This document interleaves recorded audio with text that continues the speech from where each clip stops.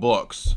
But how do we know what books go in the book? That's what's the big elephant in the room. All scripture is God-breathed in 2 Timothy. No one is confused about what Paul means when he uses the term scripture. Just because the books existed as independent documents in the form of physical scrolls or books separate from one another prior to the 4th century, with them being codified all in one single unit then, doesn't mean that they weren't the Bible prior to that point.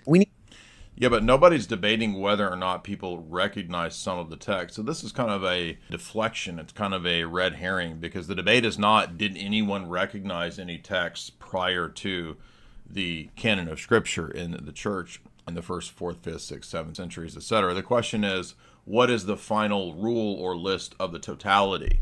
And that's not going to be given, because no Protestant can give that without an arbitrary reference to the Bible itself, as we just saw him doing when that's the thing that's in question. We need to be careful not to read back an anachronistic perspective due to our modern privilege of being able to easily have all the biblical books in a single bound volume. Yeah, that's exactly the question, though, Wes. So it's like talking to children that just miss and constantly ignore the point that you're making.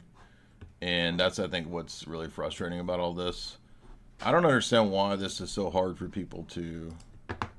Well, I do. It's because people don't want to grasp a thing that would undermine their worldview. And so there's a pre-commitment, a skewing of the evidence, a twisting of the interpretation, which, by the way, Protestants themselves, especially Calvinists, actually already believe that when it comes to the unbeliever's interpretation of the text. Right, the unbeliever skews it according to the paradigm that he has. He interprets it with rose-colored glasses to not believe in the claims of the text.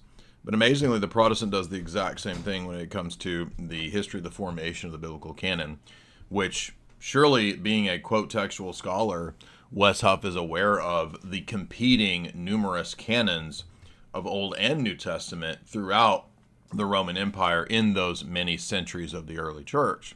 So just saying that people recognized written text does not tell the universal church what the universal church's canon is. And it's amazing to me that he still doesn't seem to grasp this question.